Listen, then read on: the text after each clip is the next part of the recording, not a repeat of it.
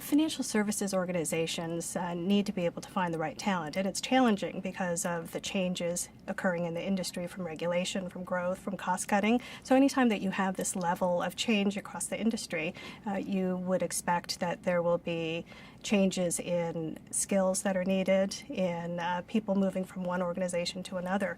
And despite the rate of unemployment, and you have a lot of people looking for jobs, they're not always the people that financial services organizations need.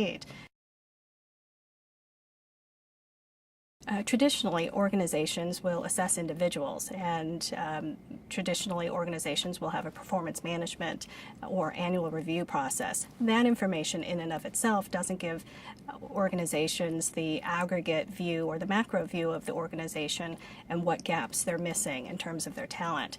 It also doesn't tell them where best and how best to invest their limited talent or training and development dollars, and where to invest in recruiting new people. A talent assessment really is forward-looking. It's evaluating what competencies are important today as well as what competencies are important for the future. And so a talent assessment will give companies information about what talent strengths they have, where the gaps are, and how to fill those gaps. So when we think about talent assessments, we have an ability to aggregate that data across functions, across lines of businesses, across geographies, to make strategic investments around where the bank or the insurance company or the asset manager wants to build a certain capability.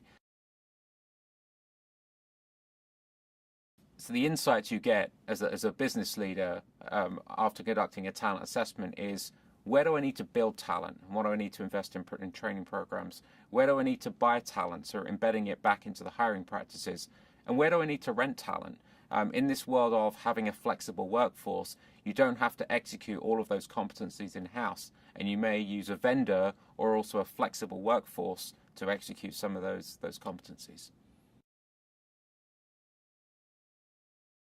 One of the most important things to understand about talent assessments is that it shouldn't be a one-time activity. It should be something that organizations are incorporating into their workforce planning process, and something that they revisit on a continuous basis. Other things that are important with implementing a talent assessment is to ensure that you have identified behavioral anchors or benchmarks against which employees are measured. Another thing is to be able to implement an actionable plan to close any development gaps that you identify through the talent assessment.